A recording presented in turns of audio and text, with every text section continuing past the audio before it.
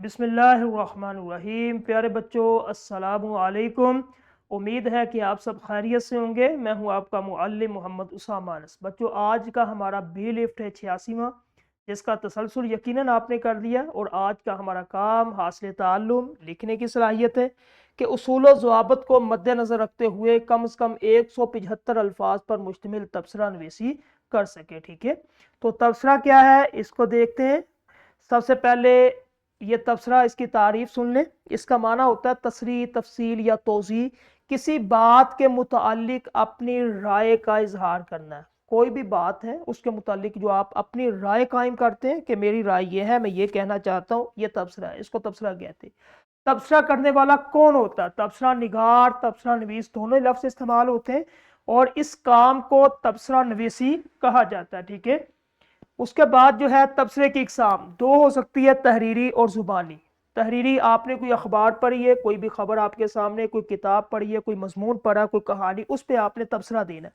ज़ुबानी, ज़ुबानी ये क्या कि आपने सुनी है कोई चीज़, ठीक है, यानी कि किसी की बात सुन रहे आप, कोई तकरीर सुन ले, उस पर आप अपना तबसरा दे सकते हैं।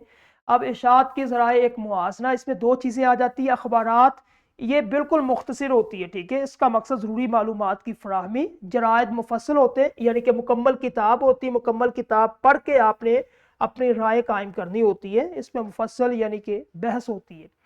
अब एक लाजमी शर्त तबसरे के अंदर ये होनी चाहिए कि बगैर किताब के मुताले के तबसरा मेयारी नहीं होता। अगर आपने किसी भी किताब पे या कोई भी खबर आप उस पर तबसरा कर रहे हैं, पहले अच्छे तरीके से आपने खुद उसको पढ़ना है। जब तक आप पढ़ेंगे नहीं, आप अच्छा तबसरा बयान नहीं कर सकते। ठीक है, लोग आपकी बात को, आपकी राय को नहीं मानेंगे जब तक आप उसका अच्छे तरीके से मुतालिया नहीं कर पाते।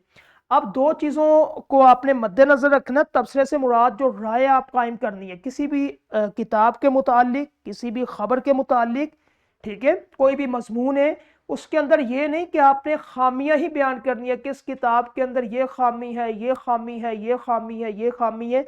इसको तबसरा नहीं कहते, बल्कि उस किताब के अंदर आपने खूबियां ये भी बयान करनी है कि इस किताब की ये खूबी है, आसान उसलूब है, बिल्कुल जो है वो सलीस अंदाज में, जो है आसान अल्फाज में इसने मालूमात हमें फ़राहम किया है, मुसन्निफ़ ने या शायर ने। अगर आप नज़्म पे कोई तबसरा कर रहे, दोनों चीज़ों को लेके चलना है आपने, ठीक है, जिसमें खूबियाँ भी हो और ख़ामियाँ भी हो। और तबसरा ऐसी राय है जिसमें खूबियों और ख़ामियों को परखा जाता है। अब मेयारी तबसरे का खाका। अब सबसे पहले आपने मुतालिया करें किसी भी अखबार का, किताब का। उसके बाद फ़नी जायज़ा लें। फ़नी जायज़ा क्या? उसके अंदर आप देखें तशबीहात, इस्तिआरात, मुहावरात, ज़रबुल इम्साल, उनका बयान। उसके बाद तीसरे नंबर पे खूबियाँ और खामियाँ, इसके अंदर क्या खूबियाँ क्या खामियाँ, ठीक है, ये अलग कर लें और फिर उसके बाद आपने लिखना शुरू कर देना, तो ये आपका एक अच्छा तबसरा बन जाएगा। ठीक है, तदरीसी जांच करें।